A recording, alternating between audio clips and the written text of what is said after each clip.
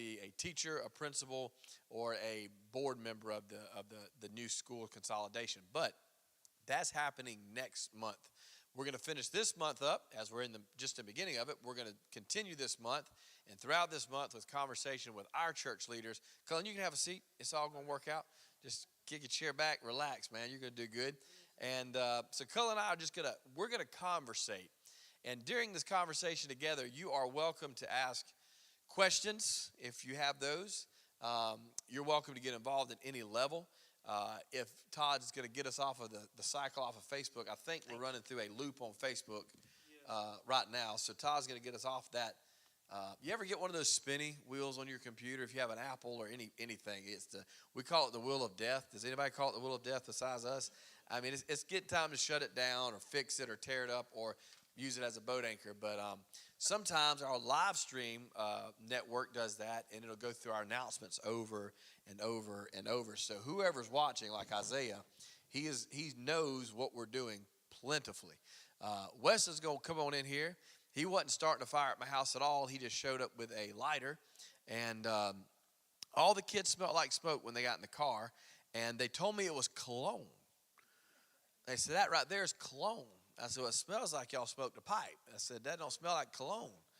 Well, that's a special kind of cologne. I said, that's a special kind of lie. But I used to tell them, anybody ever tell those same kind of lies to their daddy? I mean, you thought your parents were stupid. It turned out they wasn't. Anybody else? No, nobody? Just me? We worked on it. We tried hard as we could. Turns out that doesn't work. Now, I sent Cullen these questions in advance, which I shouldn't have done. That was a mistake. We might throw some in there. And what I want to first talk about, Cullen, is the picture on the screen up there. If you look at the picture, why do I look like I'm fixing to tell a joke, and it looks like you're about to go on some kind of secret spy mission? Tell me, what's going on in that picture? Right? What are you doing in this picture that we're looking at? I mentioned that earlier. I don't know where that's from. It's a solid black suit. Your wife's going to be answering a lot of questions tonight. Oh, that is maid conference, ain't it? So that's the maid conference. Yeah. Okay, so I wore a black suit, yeah. Yes, if you stop right here. How does she know it's the maid conference and you don't? First off, tell us what the maid conference is and why you should know that that's the maid conference. Why the picture? Now the picture. No, I asked you what the maid conference is. I ask you what the maid conference is. Maid conference, that's where we all get together for our marriages and growing in our marriage and learning who we are as married couples. And so in God's eyes. So your wife remembers that, but you don't. Yeah, I remember it very clearly. Okay, now it's come back to you. I just don't remember what I was wearing. Okay, but you remember the marriage conference. Yeah. Who was speaking? Travis Sharp. Somebody's doing a cheat sheet. No, I didn't hear. I didn't hear. If somebody said it, I didn't hear it. Yeah. Travis Sharp, yeah, and then that was a lot of fun. I love it. Every year that we do it, I love it. The maid conference, we always say that godly marriages don't just happen; they're made. It takes effort, and so we focus on that for a couple of days, and so that's where your picture came from. And for me, they said my face is so elastic that is the best picture they have of me from the last 17 years. Who picked these pictures? That's for another day. We'll talk about that later. Okay. First, what we're going to do is we're going to pray. And then I'm going to put a plug in for something we're doing here at the church. And we're going to get started and talk about church relations and what that means to you, what that means to your family, what it means to these folks here tonight. And we're going to have a little fun with it. Not too much, Cullen, but we're going to have some. We'll call you down where we need to, which shouldn't be much. But let's go ahead and open in prayer. Brother Scott, I'm going to ask you if you don't mind to stand. Lead us in prayer. Appreciate you and your family. And I appreciate you caring about the church. I really do. It means a lot to us. Pray for us. Heavenly Father, we just want to commit this leader interview to you, Lord. I just pray, bless Brother Cullen, the pastor, Lord, and pray that you would instill within us, Father, inspiration from these two. Just want to thank you for our Brother Cullen, Lord, and the work that he's engaged in. Lord, just bring glory to yourself, Father, and equip us tonight. We pray in Jesus' name. Amen. Amen. The first plug I want to put in is Miss Cynthia. We said that she was going to take on a new role in the church, and one thing that she has developed is something we call a dollar and change Facebook page. And so the idea behind this Facebook page is $1 can create great change. And the first thing we're going to do, the first thing that's on her heart to do, is once we get enough subscribers to this page, is we're going to start buying heaters for those in need, because it is getting what? It's getting very cold. And so it is a philanthropy page, and something that usually gets kind of washed over is when you say the word philanthropy, you think rich. And so you kind of push yourself off to the side. But it only takes $1 to be a philanthropist. And $1 and change, that's what it's about, is regularly giving $1 a week. And that $1 a week pooled with other people's dollars a week ends up making a massive difference over time. Right now, I think she has 30 subscribers. As it stands, we have more followers than we do subscribers, but every person that follows the page is a potential subscriber, and it costs the big $1 a month. Now, on that level, we've got 30 subscribers. That's pretty good to be up and running, not even 24 hours. But what happens when you become an advocate for this page, when you invite friends to this page, and you have 100 people that are given $1? Everybody always gets $1. It's never going to change. $1. What happens when that 100 becomes 200 people that subscribe, or 300 or 400? Then you're going to institute generational change. And then you can start thinking about helping people in a greater way, or even starting bigger initiatives, better initiatives inside, not the church, but the church community as considered outside the walls, that makes changes that help children. Cynthia was a part of those changes. Her story was given hope by what the church did here years ago, and that hope that was given through a very small but very worthy cause changed her trajectory of her life and her family's life. So philanthropy matters. So if you say, well, I'm not a rich person, everybody has $1. We know that. Everybody has $1 a week that they can put toward this. And I believe in the initiative. I'm excited about the initiative, and I'm thankful that this is one way Miss Cynthia will be helping make people aware of how big of a difference we can make when we act as one. When we act as one, great things can happen. When we act as one body, mighty things are going to happen for the glory of God. And the Bible says it's better to what? Give than receive. And it's going to be real cool. I told her when it's really going to catch traction is when we take that first heater, mount that first heater to somebody's wall, and get to tell their story. That's when people are going to realize, man, this works. So we're excited about that. If you have not yet done that, you can follow that page on Facebook. It's just called $1 and Change. And it'll be very self-explanatory, very easy to do. You can check that out. Now, Cullen, let me ask you this. Your go-to Bible verse. You are here and you help connect people from the community to the church, and people from the church to the community. So you are a relations specialist and a relations minister here. You help people build relationships and connect. What is a driving Bible verse, or if you can't quote it word for word, a biblical theme that really motivates you to do this? Because you do this, and you have to do it for a reason. Something has to be pushing that motor, fueling that motor and that drive. So what is it? What biblical stand or verse moves you? The one thing that comes to mind is Isaiah 40:31, I believe is what it is. Those who hope in the Lord will renew their strength.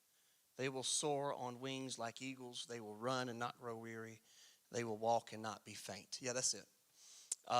And those who hope in the Lord, hope is an action that takes place. So when you hope towards something, you're making preparation towards that hope. You're making decisions, small decisions maybe. Those who prepare for school or prepare for a test, they study. And those who hope in the Lord, there's an action that takes place. So my want is to share with others that potential to hope in the Lord in every aspect of their life, and because that's what we've been doing in the last 11 years, is hoping towards the Lord, and God's been doing a lot of things. One of many things that He's been doing for us is taking away some securities that we have. or that we were used to having. Anything that stood in the way with us being able to grow towards the Lord. So that is something that I really want to do, is reach out to those who may have not taken that extra step towards the Lord, not even, maybe not even salvation. Well, what I like to say is everybody has a story. Everybody's on a journey. Everybody has a story. And one thing that we're supposed to do as Christians and believers is, by any means necessary, insert hope into that story. You give them hope. Give them opportunity. Give them a chance at change. Give them a chance they might not get through any other avenue. And give them the greatest chance that ever could be given to any human being. And that is a chance to know Jesus Christ.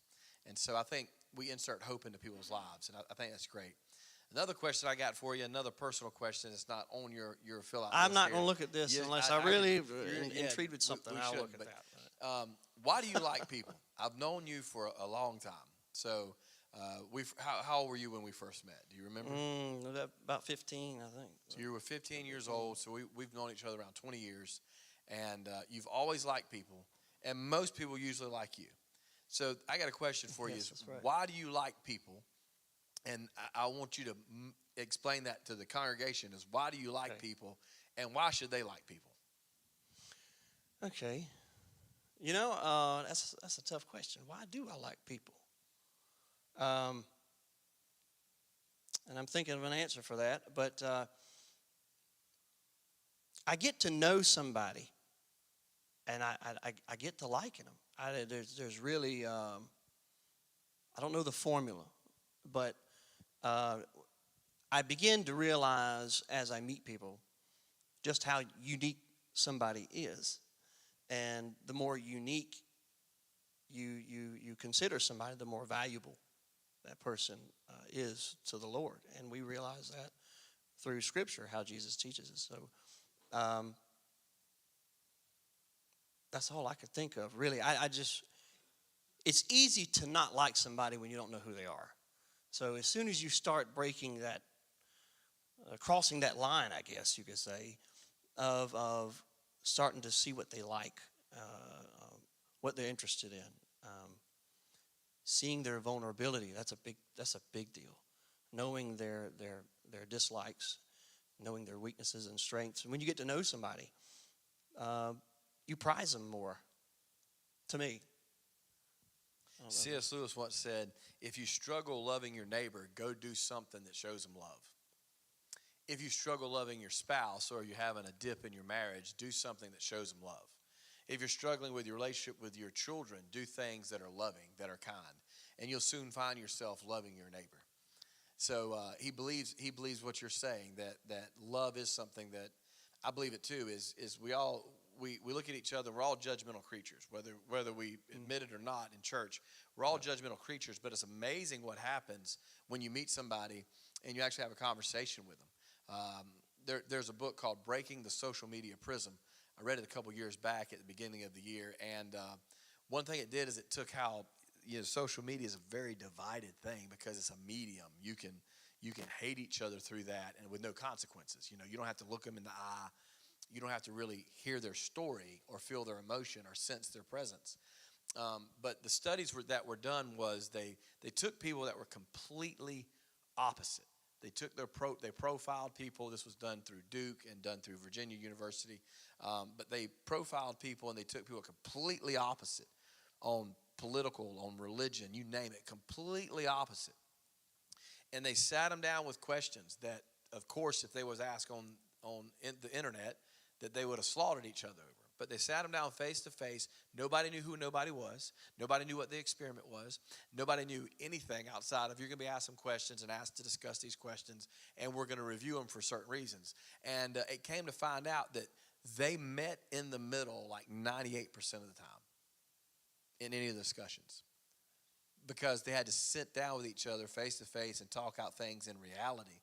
And I agree with you. When you meet people, they're unique. They're valuable in God's eyes. Another thing C.S. Lewis once said was that you cross paths with people every day that are either going to be eternally glorious beyond your imagination or eternally hideous beyond your greatest fear.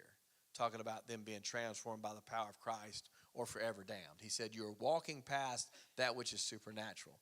And so, I've always known you've always been interested in people. You've always liked people. You've always connected with them. And it's so simple because it's a part of your person. But at the same time, you're like, hey, why do I like them? It's just something I do. So you're still, it'll give you something to ponder on. So let's go to some questions here. What is your role here at the church? And tell us, what are the events? What are some of the domino effects that got you to the point you're at? So what is your role? What do you do? And what got you to where you are? My role, my identification to this would be connecting to people in the community. But I think we have a name for it, right? What was the name of it? Church and Community Relations Minister. But that's what you. But I connect with people, okay, and that's all I could really remember. So, what events or people played a part of being where you are, right? So early on in the church, some things that came to mind. You being one of them, obviously. Preacher made a huge impact for me before Bethany came about. And one thing that struck my mind was he was very young. I don't know how old you were in Bethany. I mean, Mount Calvary. 21. Okay, so that's good. Blonde hair. Beautiful. It's just beautiful. And what was really neat was I didn't talk to nobody there. No, you came, did what you had to do, and he was gone. Yeah. And I didn't mind that. People liked me a lot back then. Man, I should try that again. They used to get on top of chairs and things too, Do a little bit of that. I can hurt myself now. Don't do that now. I can hurt myself now. It's a different level. You were very lighter then. I got bills to pay. What? You're very lighter then. We'll talk about you was a lot heavier then. Yeah. But one thing that came to my mind with preacher was, wow, somebody is so destined to put God first with everything he does at such an early age. That was a big deal to me. I remember that. And then coming to Bethany, David Altman played a big part. David's always got something to do with things. Yeah, always. Maybe he should be the next person to be interviewed. Always. I don't know. I kept bumping into David. He's a lot of places. The church was already established. He was a rambling man back then. It was growing. And I don't remember where we were, but he finally told me for the 10th time, when you come out to Bethany, come on out. So I finally came. I had made a couple of visits. You and him have this in common, though. You don't care if people look at you like you're crazy. And like you've done asked me 9 times, but like, good, let me make this the 10th time while we're talking. You never let people back you down from what you're after. That's something you both have in common, though. Because David will slap you on the back, like, hey, man, good to see you. You need to come on out there to church. You'll like it. Yep. And he's been a connector, too, in that area. But it's that mindset of somebody can look at you like you're crazy, but you're more crazy than they are. It don't affect you. No, it's fine. It's okay. But I was going to bring that up, too, was the care team. That was very significant back then, which made me really desire this early on, was going to his house and we make phone calls. And why did you do this? You put me in an empty room with no furniture, and I laid on the floor and made phone calls. He couldn't afford furniture. You remember that? So I did that. I did a lot of that with David. And another thing was me, you, Pop, Ma, sometimes preacher. A lot of times preacher would go. Thursday nights, Victory. That was something special for me. There was a time there. Church was fun. When he talks about Victory, we all went to Victory Baptist over in North Augusta. We'd take a train of people. But it was fun to us. I mean, it was an event. We looked forward to it, one. We did not look forward to church. We were going to stay there for an hour and 45 minutes. Loved it. Easy. And then going out to eat afterwards was always fun. That was a must. Pop said you had to do it. And I hated Wendy's, and he loved Wendy's. Loved Wendy's. And so, you know what? I'll say this. This is a conversation. This is not supposed to be a teaching. But I will throw this out there is learn to do things after church with people. It makes church fun. Yeah, that's a big deal. It made it fun. One of my favorite things, if we're going to tell a story and have a conversation, was Doc Brown looking at you and saying, "You're going to pray after this." Cullen's in the choir. No. Cullen's in the choir. Big old choir, 100 people. And he's sitting from where y'all are sitting, he is standing there. And he's up there doing his thing. And Doc, right, I mean, I guess before the curtain was raised. I hit good. No, I know. So he said that you're gonna pray. And during the song, Cullen disappears. He gone. And Dr. Brown's up there. All right, now, Cullen from Bethany over in Cullen gone. I went to the top of the choir. You wouldn't even let him see you. You was gone. You was out of there, man. You didn't want to pray back then. No, I guess I didn't. I have reasons I know. for that particular place, but I won't specify why. Well, we got to keep on moving because we got to roll. So you it was a long process that got you here, evidently. Yeah. But the role you play is you do connect with people. You do go out and connect in the community, and I mean, I think it's so big. 20 years ago, we were told that door knocking and that kind of visitation type stuff was dying, and it probably was back then. But now that it's been dead, I think that the community does desire to see somebody representing a church showing up to their house, offering words of encouragement, making that connection, having prayer with them, and actually caring about them. I will say most of the results we've had so far, door knocking, are positive, very positive. Even if it's just for a brief moment. People are flattered that you're at the door inviting them to church. I mean, really. I like that because a lot of times insecurity drives us away from talking to people face to face. We don't think people love Jesus. I've got this crazy belief that there's hundreds and even thousands of people in our county that believe on Jesus, that love Jesus, that just not a part of a local church. And they probably have great reasons, and it's all there. There's probably some healing that needs to happen, but we're still called to assemble and worship together. Mm-hmm. And I think that you making those connections work. Tell us real quick, you sent me a text message the other night after door knocking. You met a lady. Just tell the story about you forget easy. But, yes, I do. Yeah, so tell us about the lady you met that said, I just saw you, I know you. Oh, yeah. Yeah, so give us that story. How, because we talked about in our leadership class how these tiers of reaching people work. Like you can't just put a sign out front. The sign helps, right? And advertising helps, but it takes multiple layers to reach somebody for Jesus, right? So tell us kind of how you saw some of those layers work together. So I walk up to this house. I think it was the second door that night. So I walk up to this house, and Rylan and Raylan fight taking turns at the door. That's a job for me before we hit the house. Is they're fighting over the doors. So we get up there, and a lot of commotion with us on the porch. And this lady, she opens up the door, and I said, Raylan, go ahead, tell her what you want to tell her. And before Raylan can speak, my daughter, before she can speak, the lady sees me. She sees the card and recognizes it. She says, I saw you today on Facebook, and you come into my house. I said, and I was shocked. I said, really, you saw me? I felt like I was famous or something. So I said, you saw me on Facebook? She said, yeah, in the middle of the day today. I was scrolling through Facebook, and you were on Facebook. She said, I didn't think you'd be at my house today. Something of that nature, So we had a chat real quick about, I bring up quick things. I'm very, very quick with the door because I don't want to ruin the time together with someone there. You're interrupting them in their evening. So I bring up something special like the hospitality table or something special in the church that we all appreciate. And I tell her have a good night, So anytime that there's an opportunity back and forth there's I bring connections everywhere. Yeah. So they see you on Facebook, and that's why Facebook social media presence is needed. They'll never probably think about this building. It's not the most beautiful thing in the world, but it's still who we are.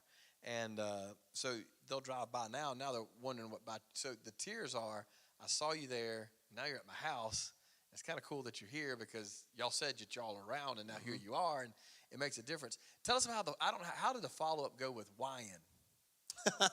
Because I want this. So when you're a pastor, you don't know how you look in children's eyes. You have no. I don't know. But your daughter Raylan, she thinks that I know everything and everybody and everything that goes on. The pastor knows, right? Yeah. So she meets me in the foyer. Annette, you'll like the story. She met me in the foyer, and she goes, "Preacher, where's Ryan?" And I thought she was saying Rylan, because that's her brother, right? Right. And I'm like, well, he's probably out on the playground, or, it's still in the children's ministry. Yeah, she goes, "No, where is Ryan?" And I said, okay, she wants to talk to Sadie's dad. She might want to go over there and play or something. I said, well, I think he might be counting in the back. They have a counting team. And I said, so they might be counting the funds or whatever they do. Ryan was the dog that I went and saw. I said, I don't know Ryan with the dog that you went and saw. I don't know him. I've never seen. I didn't tell her this. This is what I said. I said, let's go get your daddy. Because I didn't know. But it ends up, it was somebody she met, and she was expecting this guy to be at church. So did you make that follow-up I did. visit? How'd that go? I returned, and it's moments like this or doors like this that make 100 to shut the door on me. The next 100 worth it, because they're coming. They've already told me what their arrangements are, and they'll be here. So Ryan and Kelsey, I have 2 boys, Lucas and Kobe, and they're from Jersey. He can't remember nothing, but y'all see how quick he is with people? Yeah. You probably know the address, but don't tell them where they live. No, I'm not going to tell that address. But they are really good people, and they were excited that we came to the door. So they brought the dog out. His name is Finn. Really, really cool dog. And that's definitely a northern name for a dog. Showed them dog tricks and things. And then Rylan and Raylan are doing dog tricks, helping the dog do tricks with the ball and stuff. And Ryan's teaching them. So the door became a 20-minute stop, establishing a relationship. That's worth it to me. That's a big deal to me. So we make this follow-up. And I tell him the story. So we show up, and he's pulling in his house from work as we're pulling in at the same time. And he's like, "What's up? What y'all doing?" So he'd recognize us right off the bat. And we're outside talking, and I tell them the story. Just like you said it, I tell them the same thing. They melted. Ryan and Kelsey melted. Well, I would They too. loved it. They That's absolutely loved it. flattering. I mean, and I said, I'm she just going to remembers warn you, half the church going to know who you are. So don't be creeped out if you walk in and someone says, "You're the one with the dog," So, and they told me, they said, "Oh, absolutely. We love that. We love that we're getting a heads up." Churches are built out of stories, though. Yeah. Of people, how you meet them. I mean, everybody gets here through an avenue. So, one of the cool things that we know that has happened here is some people don't come back for a revisit because we're too nice. We've had that happen. And, when somebody told me that, so they just felt like they were a little, I said, look, I'd rather them leave and say, they shook my hand, they offered me a cup of coffee, they were just too nice, something funny about that. I'd rather them do that to say than them stuck-up snobs. No, seriously, I'd rather go around and say, people are way too nice over there. Because somebody's going to say, you went to a church where everybody was nice? I might go there. That's a bad thing. But people, I get the idea of being friendly to some people is overwhelming because we live in a hateful society, right? So we live in a society where we live on our phones and we see all the hate and we're told everybody hates each other. And then you walk into a place, you're like, this has got to be fake. And you don't realize we've been building relationships with each other, some of us 5 years, 6 years, 3 years, 8 years, 10 years, 20 years. It's crazy. It's really crazy, but everybody has a story. And what the coolest part of this story to me is your daughter wanting them to be here. Like she's got that I wanted, like they were supposed to come. And her missing them, man, that's a God thing, right? Yeah. I mean, it's a healthy thing. She was not happy that they were not here. Well, we're just going to say it's a God thing. We won't say she's not happy. I remember when I met Kristen, who's got Ronald. His name's Reagan, but I call him Ronald, and y'all know why. Yeah. So we got Reagan back there, but Kristen, I met Kristen when we were doing a revival maybe in Hilda. And was that when the screen went blank? You were in a white truck, I think. And she was there, and we were getting done with the revival and everything. And you said, I want to introduce you to Kristen. And I don't know how to tell this story. How many of y'all want me to make it up or be honest? How many of y'all want Honesty. I'm gonna tell you straight now. So he said, "This is Kristen." And when she opened the door, I noticed that she was a pretty girl. And I looked at Cullen, I looked at her, and I said, "This ain't gonna last." That's exactly what I thought. I said, thought "Hey, that too.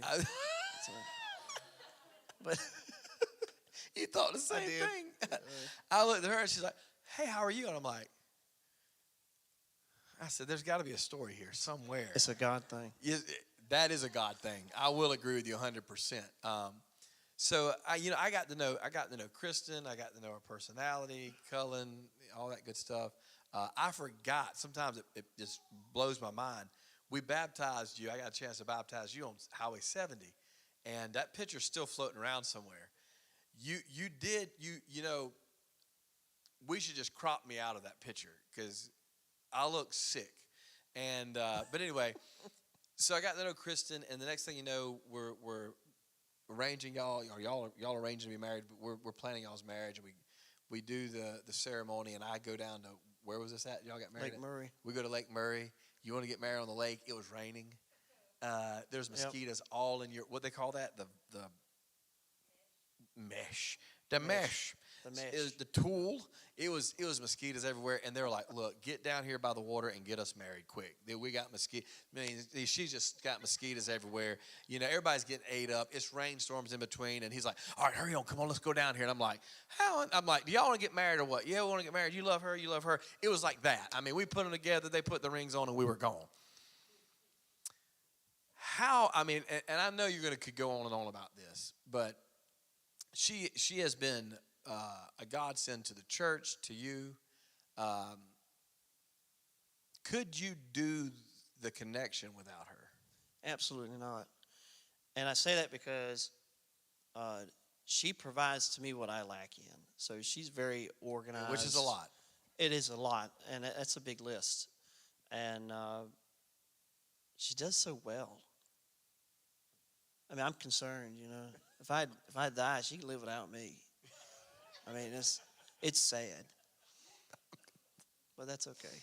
She does so good you're concerned. I've never heard that. That's okay. Well, we learned something new. But let me say this about people who do ministry. You're like, well, my husband or my wife is like diehard into this, and I'm just not. Let me say this. You make it happen too. Kristen, now your two kids get to go with you, but they always haven't. Kristen has been here with your children when you worked the chicken farms. Yep. And she lived 30 minutes away, 35 minutes away. In a hay field. Yes. I said, "Don't you take that girl out there to that hay field." And you took her straight And I to the hay did, field. didn't And I? you did, didn't you? You did. You did, didn't you? And God used it. But anyway, she would come. She was such and is a vital part. But now you've got a young one at home, and you work full time. But she's learning what it's like to really be a minister's wife. And that is something super unique, Kristen. It's super unique. I don't generally meet people like you, and you don't even know that. But the church really is. If you have a spouse, again, husband or wife, or maybe y'all work together, but maybe one of you is obsessed with ministry and the other one isn't, it doesn't mean you're separated. You still do the things where the minister, the Bible says, it's a weird verse, but it's a verse that works. It's time for those that have wives, be like those that have none. And that's in 1 Corinthians. You're like, wow, is Jesus telling us to act like we're not married or what? No, he's saying, live a life so together that your marriage doesn't hinder the effectiveness of your ministry. So she makes it where you come home, you're able to continue on with life, be able to go to sleep, go to work in the morning. She makes it possible. Yep. Without her, it's nothing. No. So that if you have a spouse, or you might be the spouse like, I'm all into it, the other one isn't. They're still making it work somehow. Don't count them out. Like, don't think less of them. They're still making it possible that you could be at church, that you can minister, that you can help, So value your spouse and understand that God put y'all together, and without that other person, man, ministry's impossible. I know for me it is. You remember how I lived for 6 years by myself? I do. Okay. I remember a lot about that. That's all we need to worry about. I do know a lot about that. Yeah. We don't have that in those questions for No. Everybody we don't has a have that. past, right? Yeah. I mean, everybody has a past. Everybody has to grow up. And maybe one day you'll share all that with everybody. But we're just not doing that That's tonight. all right. Our time's gonna run out, which I love. That's okay. I love we're like we got all this. I mean, what am I gonna ask you? I mean, just I'm not going to look at my papers, so don't look at this is a good one. Because you're a dreamer. Yeah. Every church needs dreamers. I'm a dreamer, you're a dreamer. Some people are doers. They're like, I don't dream stuff up, but I can do stuff. You got to have that. Cynthia's like me, because I'll go, I'm usually in here, right? And I'll just barge in. Sometimes her office is the nursery because her little ones are with her sometimes. But I'll barge in either one. I'm like, hey, look, I got this grand idea. I got the greatest idea in the world. What do you think? And I get that right there. She goes, sounds good. I'm like, no, it needs help. The vision needs help. Like, we need to order this thing. She's like, well, we could put it on Facebook. It's really, even if she goes that far, but she's a doer. If I'm like, we're going to do this vision, and I need these 10 things done, she jumps on it. But don't waste a lot of time trying to prime her visionary skills, because she don't have them, and she don't care. She really don't care. She don't have them. She's not like, oh, I'm missing something. She goes, I don't want all that. It's too much pressure. Just tell me what to do. But you're a dreamer. So what is your vision? I got it wrote down right here. What vision do you have for the future of church relations here? And are there any initiatives we're doing you're excited about? So what is your big vision? Church relations as far as what's your big vision for what community? you're doing? Yeah, don't get too confused. Just what's your big vision for what you're doing now? I want to see evangelism ministry to grow to the point that not only are we door knocking like we're already doing and prizing our first time guests, but I want to see us go a little further, where we're recognized through the community. We still do some of that, community events, but we're recognized through almost everything that the county provides in community events, and even speaking through the school systems, opportunity with the chapels that some of these the schools do, and going out and speaking to industries and even other churches in raising for evangelism finances to provide money through here. And I'd like to see the church itself, the members. I tell you, I'm for a bus. So I want to see. You're a bus man, yes. Yeah, I want to see a bus in the future, and I want to see fellowship is important, and I want to see us as a church to really harp on that some. Whether it's going to help Pat Feastel, put clothes together, a new pile of clothes. Some people have never seen the Garden City, so when they go see Garden City Rescue Mission, we need to make a trip for that. I agree, and go see Pat and go up there and. Somebody can preach, somebody can sing, something you and Ty can tag team. I want to give other people a chance to get out there and preach and do their thing, but love to go. But they'll never know where they started at, because Pat had a lot of donors jump on board, right? Yeah. Recently. And the mission looks great, and what they provide is great, especially this kind of I weather. haven't seen the change. It'll be packed. It's beautiful. They got an iron rod fence. It's all painted white, black shutters. I mean, it's all been landscaped. They got parking. They got a huge, Sam would be proud, like a carport, a hangover where all the men do picnics and stuff together, and revivals under there. It's their property. They own the property next to them now that they've demolished and going to turn into something. It's completely different what you believe, but most of these folks don't know about the Garden City Rescue Mission. But it'd be cool to make a trip there, because it gives you a vision of helping, especially like the homeless, because it'll be packed tight. Like they can hold like 100. People will be wanting to come in. He only can put so many in there. So tonight, these cold weather nights, man, they're going to be preaching gospel, cooking meals. It's a whole system. And if you met Pat, y'all don't know Pat like I knew Pat.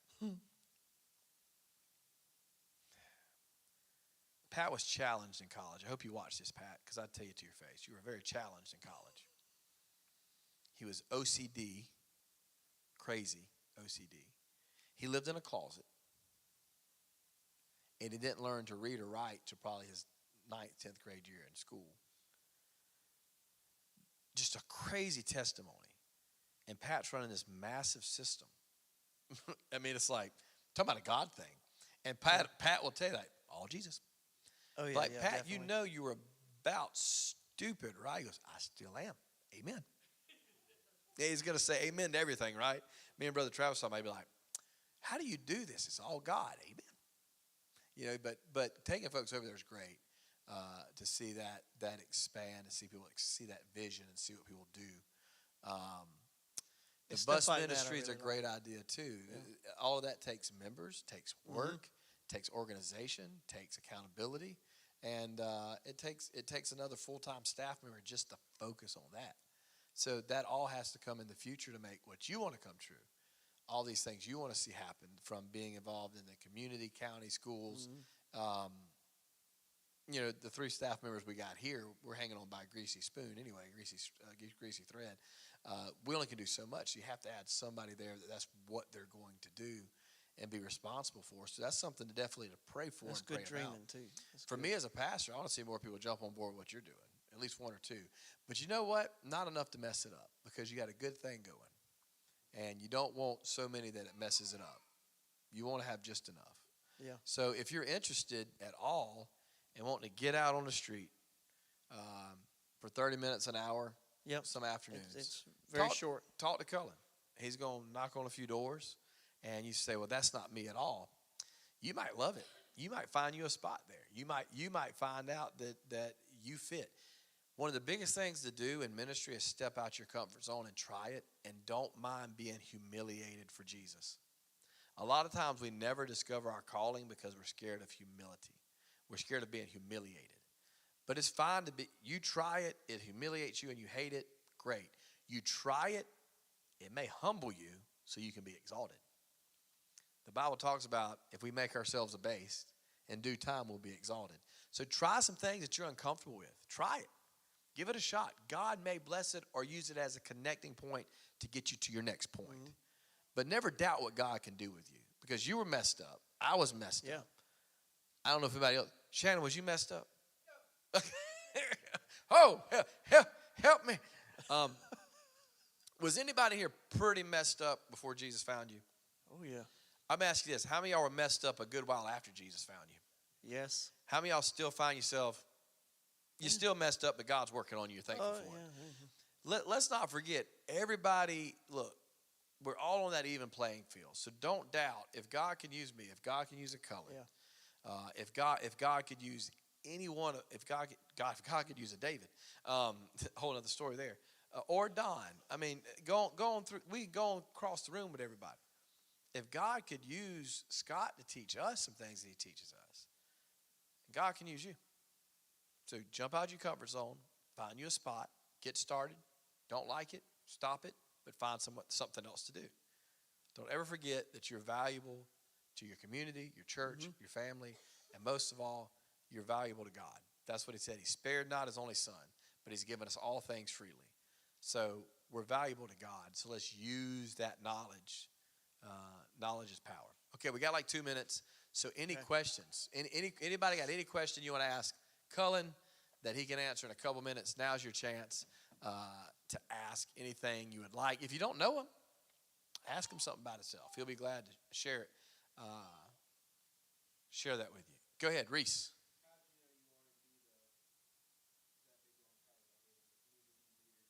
Can I talk? Let me tackle this one first, then you. Okay, go ahead. Cullen didn't know he had a title. That's He just went to work. Me and Travis talked about this the other day. Was we were doing ministry way before we thought we were called to. We just wanted to do something for Jesus. That was it. Yeah. We just started doing stuff for Jesus and kept doing it and found some things we liked and just stuck to it. And all of a sudden, Travis is a missionary. You know? And all of a sudden, you know, people are calling me preacher. I mean, I just wanted to tell people about Jesus, and I found places to do it and kept doing it. And after a while, it just kind of, the title itself emerged, I guess. But from your point of view. Well, you find something you like, and you check it off by knowing that it's valuable to the Lord. Okay, you check that off, and once you realize that you've got some kind of pattern to it, you're good at it, then it needs to be something you need to look into. That's basically how I did it early on, especially with us doing the care team. I just knew I liked people, and I didn't freeze on people. Some people do, but I never did freeze on people, and I loved it. So those are two big things: is do you like it, and are you good at it? That's essential. I mean, like, so when Todd became worship pastor, it happened over years, but he did music. He liked music. He wanted to serve. He wanted nothing to do with being a leader. He just wanted to do whatever he could to magnify the Lord. He kept doing it. He kept doing it, whatever the case may be. And now he's one of the pastors here at the church. And I guess something that has to be brought up is that he became one of the pastors of the church because everybody recognized that gifting. Other people told you were good at it. Yeah, I'm the last one to tell myself. Yeah, other people saw it. So the church is such a good check and balance. They'll say, "Man, you're good at this. You're not gonna do it?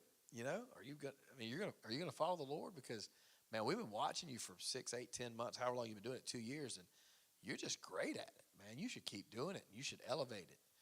Really?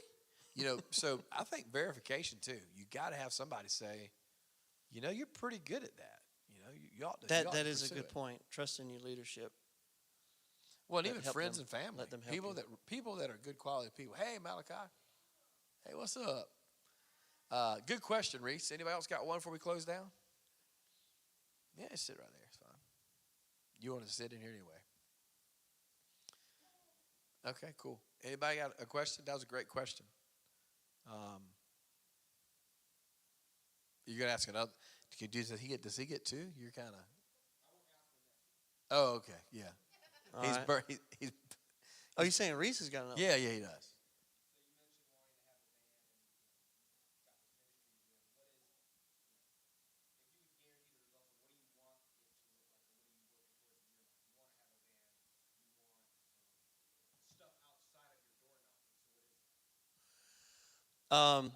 I was referring to two different things.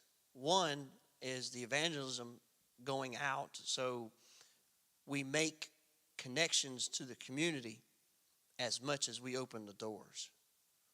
I'd like to see that, and I really want to see us to harp on our church family gathering together even more outside. So the he doors wants to take too. the bus and pick people up, and then he wants to go for a trip. Yeah, That's basically. That'd be nice. But I think what Reese is saying is how, what does that vision look like to you? Like you and I have talked a little bit like that. But if you're going to go out and you're going to minister to people and you're going to pick people up, what does that look like? And that we're way ahead. We're way ahead of ourselves. But Okay. As far as picking people up, well, one idea that we had in mind was registration and signing people up. Yeah, working like a Lyft or a Uber. Yeah, there you go. Like a Uber style registration in certain areas to pick people up and bust them in. And having a parent with them. Having a parent, that was a big deal. Making sure that the parents go, and you can easily fill up 2 rows off of bus ministry. People will come, and if you had a 50-passenger bus and somebody knew what they were doing, you'd bring in more than you'd definitely have to plan. If you're talking about a bus, trust me, Yeah. been there and done that. Something Reese's dad helped with for years, and he could run 2, 3 routes on a Sunday, easy. He was rolling in that, man. He was taking that thing drove like a boat. It drove like a boat, dude. You couldn't feel it. Sam, was that a boat van or what? Sam said, get one just like that. the one that felt like a boat. That thing was like a boat. We took trips in it everywhere. But picking kids up in it was cool. What we talked about was elevating that to you really have to have their parents with them so that it sticks. Mm-hmm. And the rules and mechanisms has to be in place. The accountability has to be in place. But the main idea would be to get people here on the property using a bus and using more of instead of old-fashioned style, just driving around the neighborhoods, is getting it out there that they can basically click a button and ask for a ride. Yep. You know who's waiting on you at certain locations, and they're registered already, so you just know who you're grabbing. Well organized. Who you're grabbing. Yeah, you know who you're grabbing. You know who's coming. Throw them in the get in. And, it's just opportunity. You get somebody in here, you develop relationships immediately the second you come in here, and you watch God do His work. That's a big deal to me. Awesome. All right, we're gonna pray and go home because Malachi's done. Malachi, you done? You had a good time? Good. Awesome. All right, we're going to pray, and we're going to get out of here. Sam, stand up and pray for us. Real quick, though. Hang on, real quick. Just because Annette knows I love her. Y'all don't know Annette, but I love Annette. What was your first memory of Cullen? Do you have a first memory of Cullen? I was very curious. That's you know what that's though cool. I like that. That's a great way to put what happened for a lot of people with Cullen. He just happened. Cullen just happened. I just appeared. She got that and she hit the nail on the head with that one. That's great. That is awesome. He came to, is that where you remember? No, from? I drew a sign.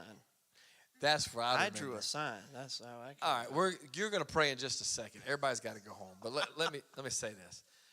Cullen, I was of the variety, and I still am. I believe people should be involved. And Cullen's young, and he has nothing going on at this time in his life. And what was you, 19, 20? Help me. 18, 19, 20? 18, 19. So I'm like, hey, Cullen, would you like to help us? He's like, yeah. I said, okay, what I would like you to do is I just want you to make us an Easter sign. We painted the sign, and it was just going to say Easter on it. And we should have took a picture of that darn thing. We have one somewhere. When you find it, you get it to me. And I figured it was easy. You just stencil out the E and you paint it in.